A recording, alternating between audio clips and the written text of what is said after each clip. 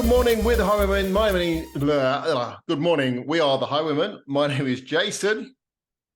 And good morning, everybody. And my name is blah, blah, blah, as well. No, my name's Steve. I think it is anyway. So I was going to cut that out. I was going to cut that out. I've got to put it back, got to put it in now. You referred to it, but go on. What are you asking me, mate? How many gins you've had or desperados you've had this morning already? None yet today. I'm on a detox after having way too many last weekend in Spain. So yes. So no desperados for me for a while. Actually, no, I did have one last night. Tell a lie. So there you go. There you go. It's a slow detox. It's got to be staggered. I have contemplated going. I'm contemplating going teetotal. A lot to be said for it, mate. I've got to be honest. I did it as a young man. But anyway, we're digressing. Let's say, what are we talking about today, Steve? We are discussing. Should you be penalised in the workplace for things that go on in your private life? And we're particularly referring to a bit of a scandal we've had in the news this week. So let me explain. So earlier on in this week, the BBC, that's the British Broadcasting Company, not the other type of BBC. The BBC. Black carrots? Yeah, big black carrots. The BBC, lost my train of thought now. Yes, there was a big thing in the newspaper that the BBC had not sacked, what was the word? Suspended one of their employees over a story that broke about somebody had been paying a teenager to the value of £35,000 over a period of time for sexually explicit photographs and webcamming, I believe, as well. Is that true? I don't know if that was. Yes. So. Yeah. Yes. And the question was, who is this person? And there was lots of speculation, wasn't there, about who it could be? And actually, there was some very poor reporting. I don't know if you saw Ryland Clark.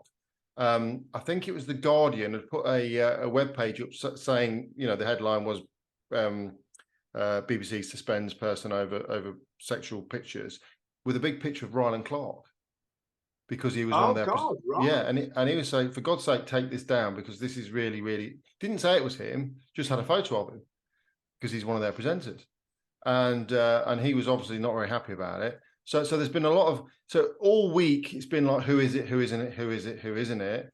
And in the end, Hugh, what's his last name? Is it Merriman? No. I can't remember. I don't know. Where's that come from? Merriman. Hugh. Is it Williams? Yeah, who's he? I don't know who he is. We should know this. He's a Welsh bloke, isn't he? We should have prepared this before we started, but Hugh somebody or other. I'm going to look now before and I'll edit that bit. I'm going to edit that out. Hugh Edwards. Thank you. Yes, Hugh Edwards was a BBC News reader, very well known. Although I heard the name and I had to Google the face, because I don't watch the news, though, mind. Well, to put it into perspective, this is the bloke that told the nation the Queen had died. Yes, yeah. And he reported on the King's coronation. The King's coronation. So, yeah. Now, most of the newspapers have said about this teenage person, they haven't referred to the sex, but I did find one article that said it was a teenage boy.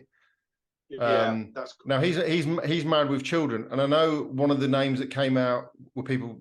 In the end, it was either Hugh Edwards or Graham Norton, and Graham Norton obviously is gay, so it was more likely to be him. People thought, and it was between him and Graham Norton. But in the end, the wife came forward and said, we're going to stop all this speculation. It's Hugh, and interestingly enough, so the news story was he's checked himself into hospital with mental health issues, and the news has just stopped, hasn't it? Yeah. And so it should. Do you know what? This so upsets me, Jay. I've got to be perfectly honest. I don't know if any of our lovely viewers are au fait with a guy called Jonathan Pye. And if not, have a look at Jonathan Pye. I think he's absolutely phenomenal. But basically what he is, he's a spoof presenter. So what this guy does is he pretends he works for the BBC, and he has a camera crew in front of him and everything. Oh, I think I know what you mean. Yeah, I think I know what you mean. Yeah. He'll start off by sort of saying, and so there we are. That wraps up outside the Houses of Commons, and he is outside the House of Commons, and then it's like he's gone off camera, so he's finished reporting, but then he'll talk into the camera, and he'll go like, for fuck's sake, what the fuck is going? And that's the actual bit of it. Right. Anyway, I watched him the other day talking about exactly this, and he summed it up to a T. if I'm honest with you. And he basically stood there and he said, do you know what? We all do. Well, we don't perhaps look at other gentlemen's penises or whatever else, but we all do stuff. We all do, because we're human freaking beings at the end of the day. Does it really matter? There's a thing out of the Bible where let he who has never sinned throw the first stone. Yeah. I tell you what, I bet there isn't a single person here that could throw the first freaking stone. It really, really upsets me. Why on earth should what this poor gentleman does in his own private life, and there's the word private life, do? Why should that impact on him being able to read the news or report on something serious? He's an incredibly smart, incredibly intellectual chap. He's very eloquent. He speaks nicely, and he's actually got compassion and concern in his face. You can see it. Do you know what? I think he's a smashing guy and he's brilliant at what he does. I've tried to work out why we are still so barbaric, because you know what, Jay?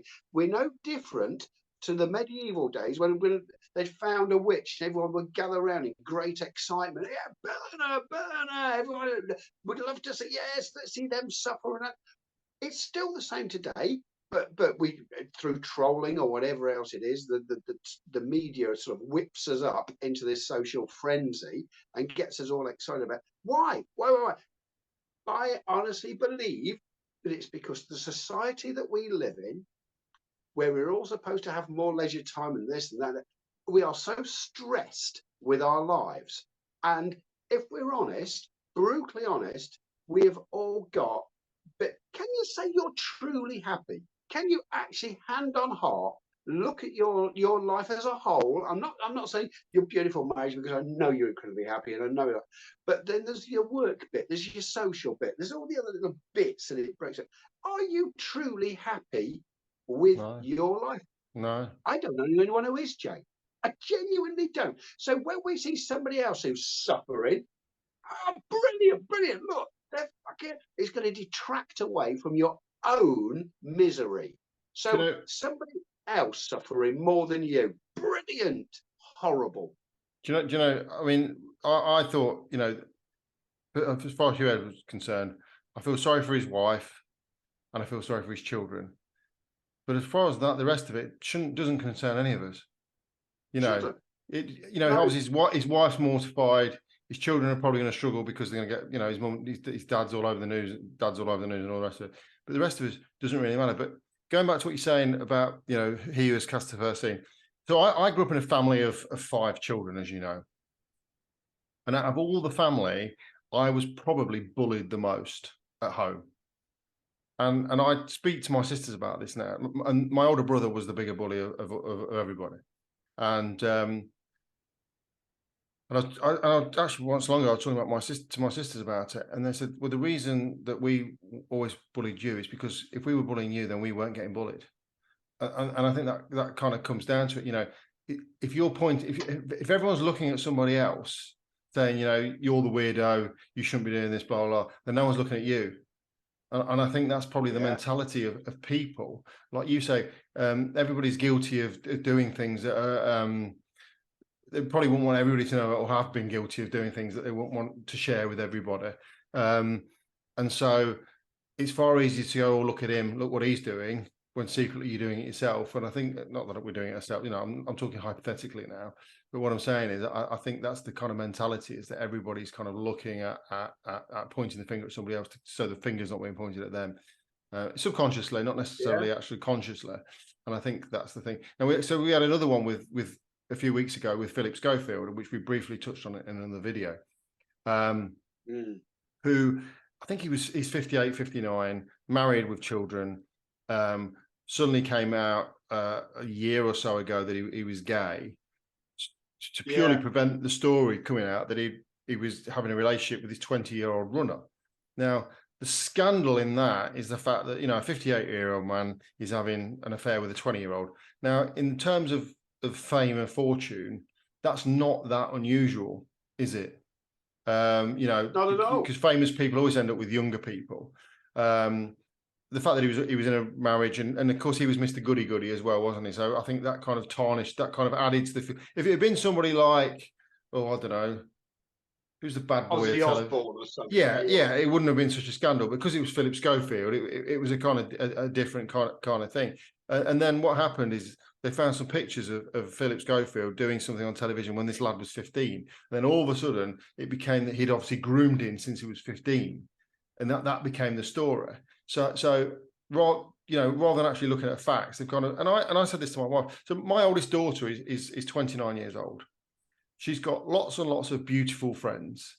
It wouldn't be kind of unthinkable for me at 54 to suddenly have a midlife crisis and run off with one of my daughter's friends. I'm not saying I'm planning on doing it or anything like that, but some of those children, some of those girls, sorry, I've known since they were like 4 years old.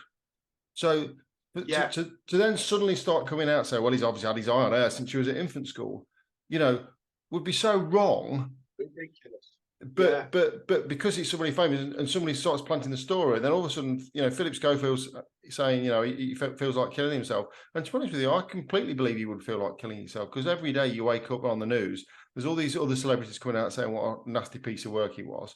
And well, what a fall from grace. I mean, he was on a pedestal. He was the golden boy. Yeah, he was. Yeah. Anything that needed to be given a shiny edge, get Philip Schofield to do it. And you know what? It's got to be brilliant because Philip's into it.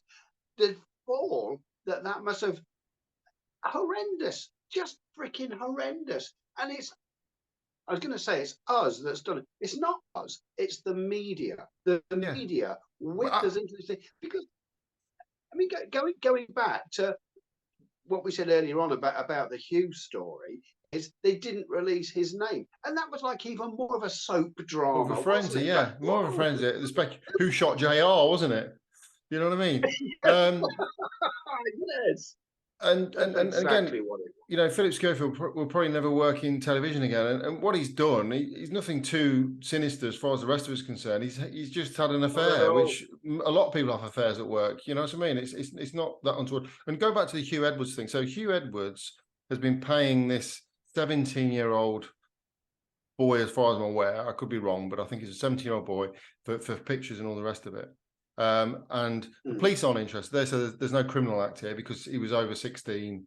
And but again, if you go back to when we were younger, and for Americans who won't know this, our newspapers would have a topless girl on page 3 of our daily newspapers. Sam Fox was 15 when she had her first photos done. And I think she was in the newspaper from 16. She might have even been in the newspaper from 15. But it's 16-year-olds, all the nation were perving over Sam Fox and Maria Whittaker and Linda Lasada. I mean, the names go on and on. It's not just Sam Fox.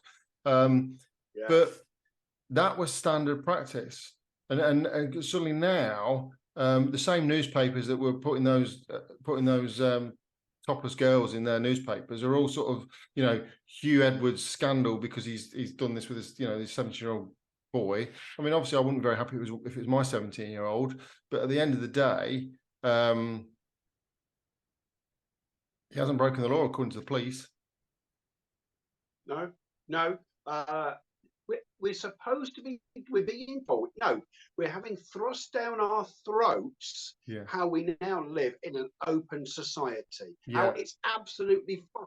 It's beyond fine to be gay or whatever it is that you want to be. It's beyond fine. It's absolutely bordering on encouraged. You have a look at the way that things come across and are being shoved down your throat all the time. And yet, when this happens, which is on the one hand meant to be absolutely fine, suddenly it isn't, purely because they're a public face. Well, and how appalling! Double standards. Well, I think the thing is the lines of morality are always shifting, because if you look back, if you took this story back and it had been 30 years ago, the headline wouldn't have been that he was having children.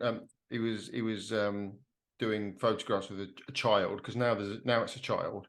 The story would have been that he was gay. You know, Hugh Edwards is gay. Whereas now that's not a story because it, like you say, it's kind of normality now. So people don't really bother. So the sensationalism is the fact that he's now, you know, it's a child. And again, going back to the stories, going back to the 80s, do you remember Mandy Smith and Bill Wyman? Yes, I do. I forgot. Yeah. But yes, I do. Yeah. So the story was, this is the 80s. That Bill Wyman, who was in the Rolling Stones at the time, and I think he was about 55, so it was a very similar age to me. And he'd been dating this 13-year-old. I don't think he ever did it. He never went in. It was never because at the time the story broke, I think she was 16 and they got married, didn't they? She was 16 and they got married. That's right. And he was dating. That's right. Sorry. Elvis and Priscilla predated that a little bit as well. Exactly the same thing. But the story was, you know, she was 16 now. The story about when she was 13 that they were dating, there was no police involvement at that point because she was 16 now. So the law, although it potentially had been broken, it wasn't being broken. So it just got ignored. Right. Whereas this day and age now, I mean, that guy would probably been locked up for what he did. But to be honest with you, as a 55-year-old man myself, I can't fathom. I mean, she was very pretty and all the rest of it, but I can't fathom what he would even be thinking getting married to a 16-year-old. No, it's just crazy. But it crazy. It's a different lifestyle, though, isn't it? But to me, again, maybe the times have changed. Maybe I've been in. But to me, that is like a child. Yeah. No, really weird. Really weird. It does seem weird. But they lived in a whole different world, a rock and roll world. Yeah, but even so, 16. I know, I agree. I'm not trying to defend him. But at the end of the day, times have changed. Morality has changed. Yeah, they got married for like 5 minutes, and morality has changed. Morality's changed and it's changing all the time. Which begs to think, what will it be like in another 30 years' time? Will we go back the other way, or? Well, it makes you wonder. But in the meantime, people's lives are being ruined. Yes. Absolutely ruined. And the old saying that the higher you are, the harder you fall. And my heart goes out to these people, if I'm honest with you. And I just think it's high time we are supposedly evolved human beings actually start to become evolved and look people's mental states and mental health. So poor old Hugh has a track of mental health, right? And there's a lot more to his marriage than meets the eye and all the other bits and pieces that go with it. But they've stayed together and they've done all the other bits and pieces. But this has just obviously chucked him completely over the edge, and it wouldn't surprise me if there's no comeback for him from this. Yeah, I mean, you know, when Caroline Flack committed suicide after getting all that in the news, it was all be kind, and then we are naturally bullies, I think, as human beings. Now, here's another interesting one. Recently, revenge porn was made illegal. So if you've got a video of you and your missus, or a video of your missus doing something rude, and you put it on a website for porn, because that's what a lot of people do with their exes to kind of get revenge. Oh, right. Okay. You can now be prosecuted because it's become illegal. But now there's a photograph of Hugh Edwards being circulated around the internet with his trousers down, flashing his arse, which obviously this is like a screen capture that somebody's taken of him, and that's going around the internet. Does that count as revenge porn? Does the person that's put that video on, presumably this young lad that's made all this money, must have captured it and put it online? Does that now mean that Hugh Edwards is now a victim of revenge porn? Can he sue for that? Does that lad go to prison? How does that work? It's a minefield, isn't it? Yeah. Where do you start? Minefield. We can start by just being kinder to each other and nicer to each other. And just think, you know, next time you're there pointing a finger and shaking your head, okay, it might be deflecting away from your own misdemeanors and everything else. Doesn't make it right. Two wrongs don't make a right. But let's go on to the original point. The original point is, should he now lose his job over this? Does it detract him from being a good newsreader? You know? Okay, the sad reality is it has done. That's the truth of it. I truly believe he should be given his job back and a wage rise to deal with all the freaking shit. But that won't happen. That won't happen. I mean, I understand that it can detract from what he's doing on the news. So maybe they may not want him as the main news anchor on News at 10, which is obviously their prime sort of news channel. But it doesn't mean they can't stick him on 6 o'clock news doing something. You know what I mean? They may not want him doing. They may not want him covering the big stories like the coronation and all that kind of stuff. Not that we're going to have another one anytime soon. But they don't have to necessarily sack him off and get rid of him completely, do they? I would like you to just remember what you've just said there about coronation. We're going to have another one soon, and we'll come back to that in about 6 months' time. Yeah, probably. But no, you're dead right. And I've got a brilliant idea, a win-win situation.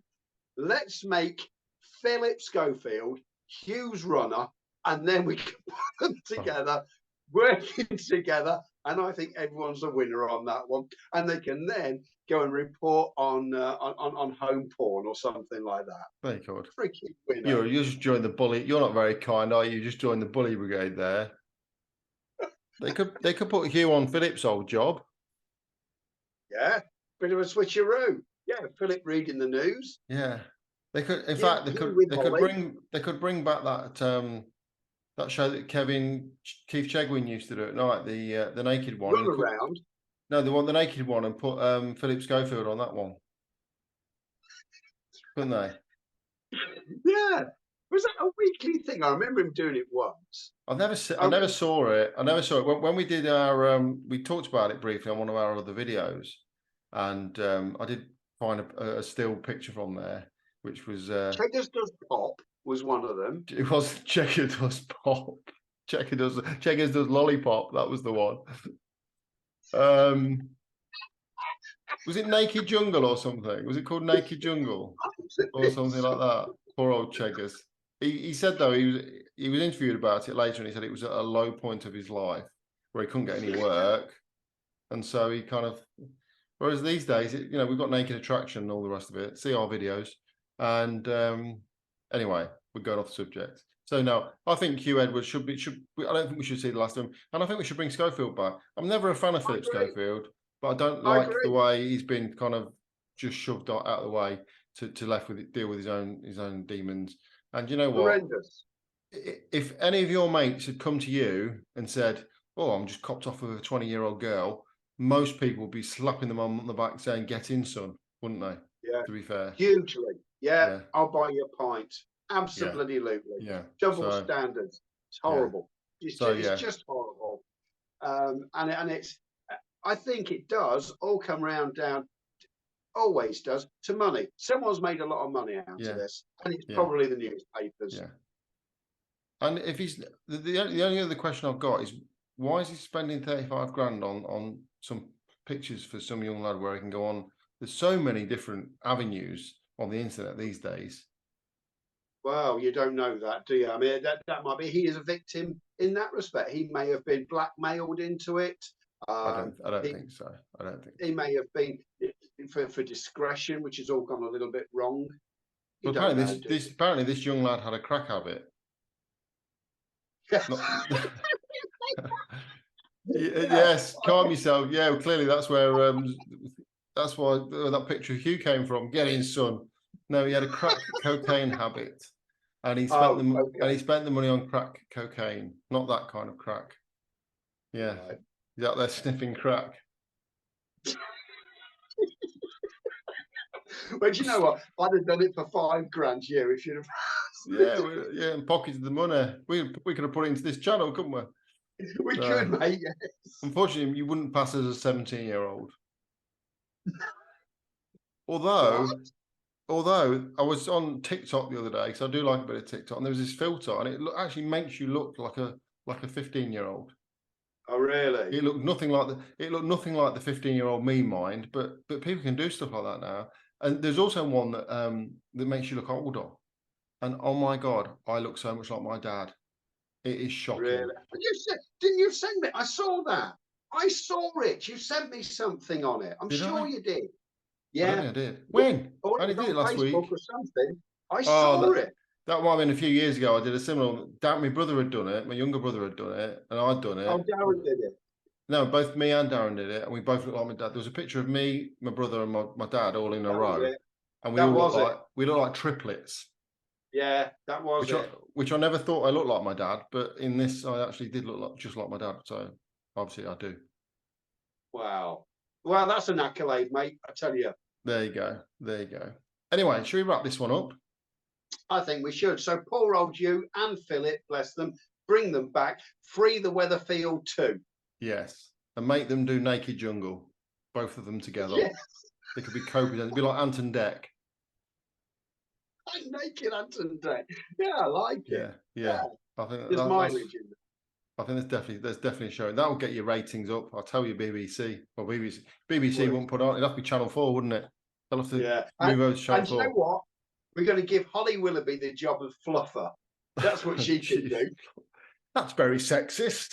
Well, and judging by their activities, that's not going to be very good, is it? I think they'll have to have Ryan and Clark as fluffer. You know what I mean? Holly Willoughby's not going to cut the mustard. There'll be no fluffing going on if Holly's doing it. No, I don't suppose you're right. They both prefer being on. No, she has to have a penance. So here's what's going to happen. So Holly is going to be the fluffer, but she can wear a Ryland mask. Yeah, she can have one of those. She should have like a. You know, remember we did one on female masking. She can have like the male masking. She can have the whole like latex suit. That'll do. Yeah. Then that'll get the boys. That'll get the boys going. Then anyway, sorted. I think we've absolutely ruined that very serious topic with our adolescent innuendo and childish banter. I blame you. I blame you. Come back next week, people, for more. In the meantime, don't forget to like, don't forget to subscribe. Nobody ever does it. We ask them at the end of every video, but no one really bothers. And hit the notification bell, or in other words, Steve, get pressing that bell end. Hit Steve's bell end. He'll enjoy it very much so. Thank you all for watching. See you next time. Ciao, everyone.